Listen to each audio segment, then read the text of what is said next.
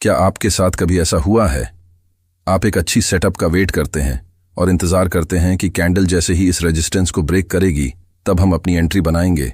तो पर जैसे ही आप अपनी एंट्री बनाते हैं तभी एक बड़ी सी रेड कैंडल आती है और आपकी SL हंट हो जाती है। इसे SL हंटिंग कहते हैं और इंडियन मार्केट में 90% ट्रेडर का लॉस कारण भी यही होती है।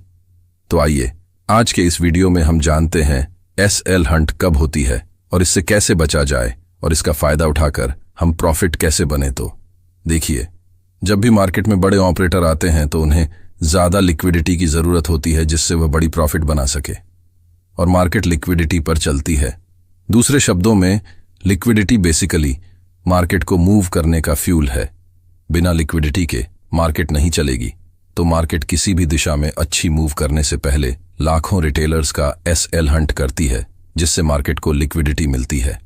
अब आते हैं अहम सवाल पर, SL हंट कब होती है और हम इसे कैसे बचा सकते हैं।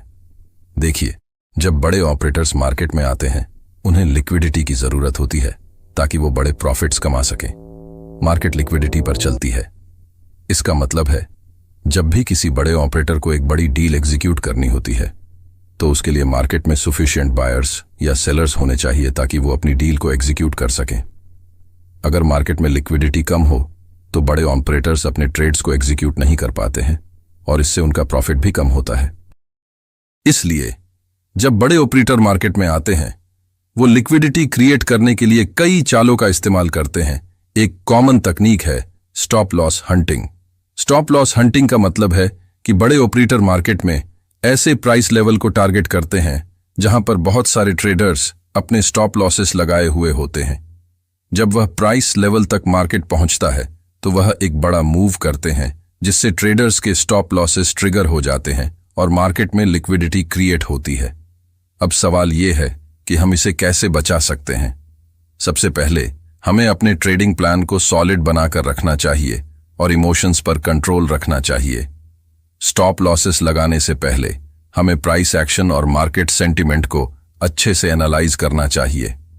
अगर हमें लगता है कि मार्केट में स्टॉप लॉस हंटिंग होने की संभावना है तो हम अपने स्टॉप लॉसेस को थोड़ा सा वाइडन कर सकते हैं या फिर उन्हें थोड़ा सा दूर सेट कर सकते हैं।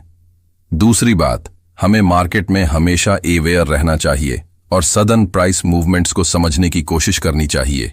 अगर हमें लगता है कि मार्केट आर्टिफिशियली मैनिपुलेट हो रही है तो हमें अपने पोजीशंस को प्रोटेक्ट करने के लिए प्रोटेक्टिव स्टेप्स लेनी चाहिए।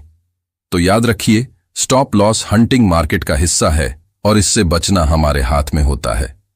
हम अपनी ट्रेडिंग स्किल्स को इंप्रूव करके और मार्केट को अच्छे से समझकर इससे फायदा उठा सकते हैं और अंततः प्रॉफिट अर्न कर सकते हैं। और अब स्टॉप लॉस हंटिंग से प्रॉफिट कैसे बनाया जा सकता है उस पर चर्चा करते हैं। जब हम मार्केट में स्टॉप लॉस हंटिंग को समझने और उससे बचने के तरीके सीखते हैं तब हमें भी ये समझना चाहिए कि इससे कैसे फायदा उठाया जा सकता है। पहले तो हमें मार्केट में होने वाले बड़े मूव्स को एंटिसिपेट करना सीखना चाहिए।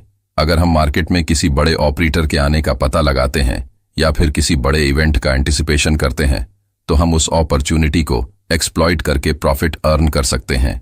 इसके लिए हमें मार्केट के फंडामेंटल्स और टेक्निकल एनालिसिस पर फोकस करना चाहिए। दूसरी बात, हमें मार्केट वॉलेटिलिटी को अपने फायदे के लिए इस्तेमाल करना चाहिए। जब मार्केट में वॉलेटिलिटी बढ़ जाती है तब हमें ट्रेडिंग ऑन अपॉर्चुनिटीज मिल सकती है। अगर हम स्टॉप लॉस हंटिंग की संभावना को समझकर सही समय पर ट्रेड करते हैं तो हम बड़े मूव्स के लिए तैयार हो सकते हैं और प्रॉफिट अर्न कर सकते हैं। तीसरी बात, हमें रिस्क मैनेजमेंट का ध्यान रखना बहुत जरूरी है। हमें अपने ट्रेड्स को मॉनिटर करते हुए अपने रिस्क को कंट्रोल में रखना चाहिए और ओवर लीवरेज होने से बचना चाहिए। अगर हम अपने ट्रेड्स को मैनेज करने में माहिर हैं और अपने रिस्क को कंट्रोल में रखते हैं तो हम मार्केट की वॉलेटिलिटी और स्टॉप लॉस हंटिंग से भी बच सकते हैं। आखिर में एक और महत्वपूर्ण बात है जो हमें ध्यान में रखनी चाहिए। कभी कभी स्टॉप लॉस हंटिंग या मार्केट वॉलेटिलिटी के दौरान हमें अपने पोजीशंस को होल्ड करना पड़ सकता है। इस समय सब्र का इस्तेमाल करना और अपने ट्रेडिंग नियमों का पालन करना बहुत जरूरी है। कभी भी पैनिक में ट्रेडिंग न करें और अपने फैसलों को ध्यानपूर्वक विश्लेषित करें।